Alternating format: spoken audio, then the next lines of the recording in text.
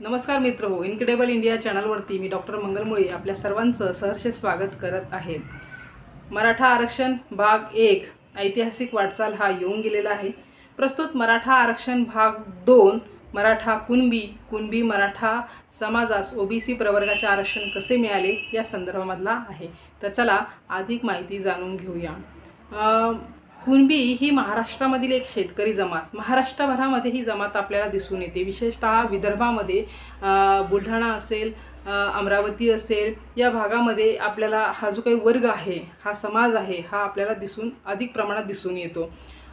कुणबी या शब्दाची व्याख्या जाणून घेताना आपल्याला मनुस्मृतीच्या 7व्या अध्यायामधील 119व्या श्लोकामध्ये जावे लागेल।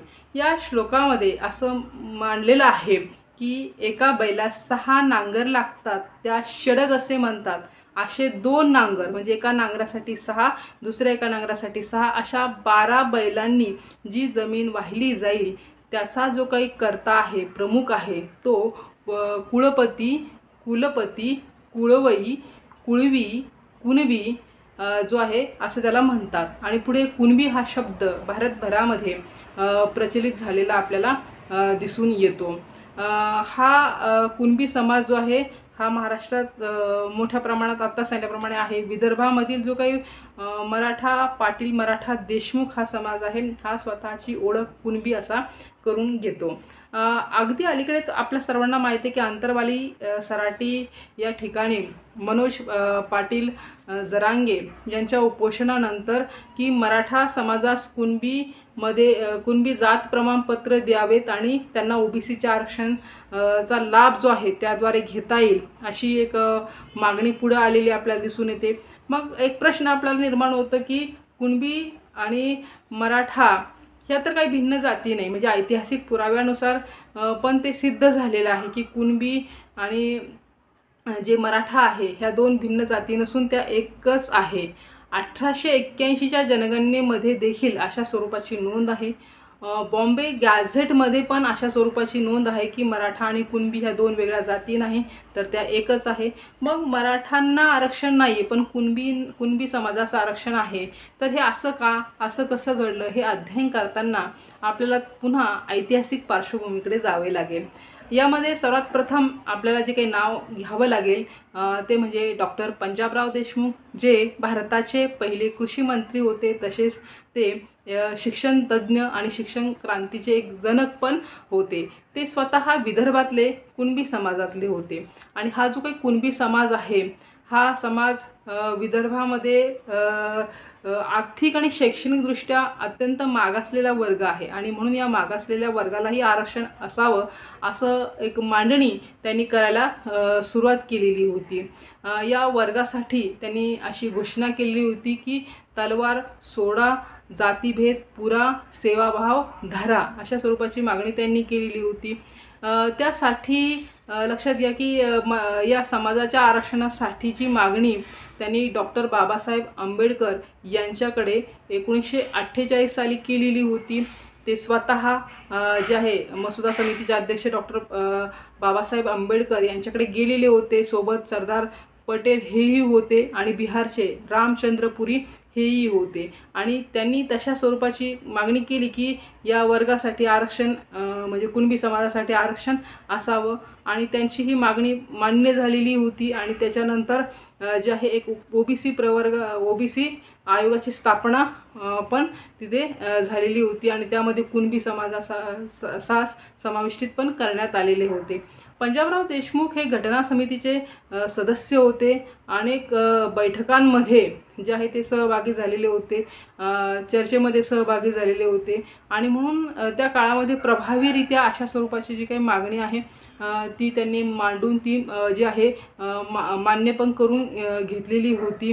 हा जो काही मराठा समाज आहे हा मराठा समाज जो आहे त्यांचा प्रमुख व्यवसाय हा शेती आहे आणि जे शेती करत नाही ते लष्करामध्ये जे आहे जातात समाविष्टित होतात। मराठा, क्षत्रिय आणि कुणबी अशी व्यावसायिक वर्गणी पण जे आहे वर्गीकरण जे आहे वर्गीकरण जे आहे हे त्या काळामध्ये काय केलेलं होतं, डॉक्टर पंजाबराव देशमुख यांनी केलेली होती। हे जे काही वर्गीकरण आहे हे अत्यंत प्रभावी पण आहे आणि सद्यस्थितीचा आपण म्हणजे अभ्यास केला तर आपल्याला हे दिसून येतं। आजही जे आहे मराठा समाज मोठ्या प्रमाणामध्ये महाराष्ट्रामध्ये हा शेती करताना दिसून येतो, म्हणजे प्रामुख्याने त्यांचा व्यवसाय जो आहे हा शेतीच आहे। मात्र लक्षात घ्या की तरीही आर्थिक स्थिती त्यांची तेवढी मजबूत नाही, शैक्षणिकदृष्ट्या हा जो काही समाज आहे हा आपल्याला मागासलेला दिसून येतो। त्या काळातली जी काही आहे मांडणी होती पहा डॉक्टर पंजाबराव देशमुख यांनी केलेली, आणि आजही त्याचे जे काही प्रतिबिंब आहे हे आपल्याला ग्रामीण समाजामध्ये दिसून येते। जेव्हा 1990ला लक्षात घ्या की 90 नंतर जेव्हा म्हणजे 1980ला बिंदेश्वरी प्रसाद मंडल यांच्या आयोगाच्या जे काही शिफारशी आलेल्या होत्या, मात्र 90 नंतर हा ज्या काही आयोगाच्या शिफारशी आहेत त्या लागू झालेल्या होत्या। त्या आयोगाने ओबीसीसाठी 27% आरक्षण जे आहे हे निर्धारित केलेलं होतं आणि ते लागू झालेलं होतं 90 नंतर। आणि ज्यांच्या जात प्रमाणपत्रामध्ये ओबीसी म्हणजे कुणबी नोंद आहे त्यांना ओबीसीचे आरक्षण जे आहे हे त्या काळामध्ये मिळालेलं होतं। ते मिळणार आहेत म्हणून बऱ्याचशा मराठा समाजातील म्हणजे लोकांनी आपल्या जात प्रमाणपत्रामधनं मराठा हा शब्द वगळून कुणबी हा शब्द तिथे समाविष्टित केलेला होता, म्हणून कुणबी आरक्षणाचा लाभ ते घेऊ शकलेले होते। त्याच्यानंतर राज्यात 1995 साली जे आहे पहिला राज्य मागासवर्गीय आयोग न्यायमूर्ती खत्री यांच्या अध्यक्षतेखाली स्थापन झालेला होता। या आयोगाची एक महत्त्वाची शिफारस अशी होती की ज्या पोट जातींची नोंद मराठा कुणबी किंवा कुणबी मराठा अशी आहे त्यांना कुणबी जातीचे प्रमाणपत्र मिळू शकते।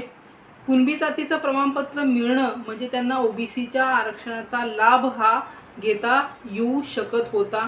त्यामुळे बऱ्याचशा जे काही ज्यांच्या जात प्रमाणपत्रामध्ये कुणबी अशी नोंद आहे त्यांना ओबीसीचं जे आरक्षण आहे ते आरक्षण मिळू लागलेलं होतं। आंतरवाली सराटीमध्ये मनोज जरांगे पाटील यांच्या उपोषणानंतर आपण बघतो की मुख्यमंत्री एकनाथ शिंदे यांनी एक अशी घोषणा केलेली आहे की ज्यांच्याकडे महसूलमध्ये किंवा शैक्षणिक किंवा निजामकालीन अशा नोंदी आहे, कुणबी म्हणून नोंद आहे, त्यांना ओबीसीचं जे काही प्रमाणपत्र आहे हे प्रमाणपत्र मिळू शकतं। एक 5 सदस्यीय आयोगाची घोषणा पण झालेली आहे आणि बघूया आपण की हा आयोग कशा स्वरूपाच्या शिफारशी देतो म्हणून आणि कशा स्वरूपाच्या शिफारशी त्यांच्या येणार नाही। अधिक माहिती जाणून घेण्यासाठी बघत रहा इनक्रेडिबल इंडिया हे चॅनल। नवीन नवीन माहिती या चॅनलच्या माध्यमातून आपल्यापर्यंत येईल। धन्यवाद।